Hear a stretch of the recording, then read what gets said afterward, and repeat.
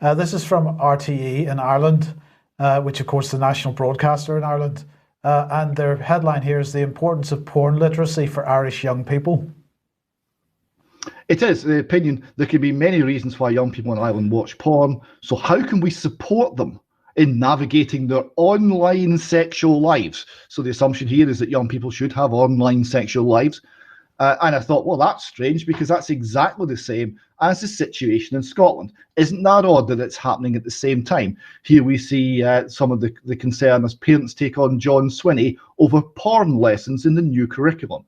Parents have accused Scottish schools of corrupting children with lessons about pornography, anal sex, and transgender identity. And I thought, well, it's not a coincidence. There must be a common source, a common cause of all of this, and it didn't take long to find. Here we have a UNESCO document called International Technical Guidance on Sexuality Education, an evidence-based approach. This is part of Education 2030, part of the Sustainable Development Goals. And what is Education 2030?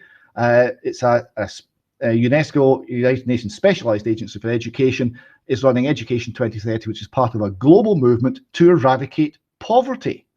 Oh, we're going to eradicate poverty. That sounds fine. And it aims to ensure inclusive and equitable quality education and promote lifelong learning opportunities for all. Now, you might think, well, I don't see how teaching children that pornography is okay falls into that, but apparently it does. We've got a little extract here.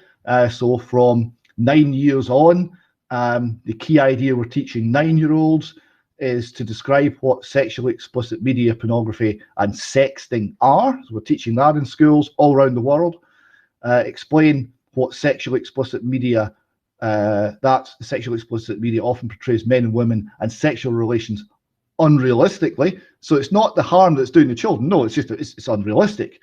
Perceives that sexually explicit media can be misleading through inaccurate portrayals about men and women's sexual relations. Identify and demonstrate ways to talk to a trusted adult about sexually explicit media and sexting.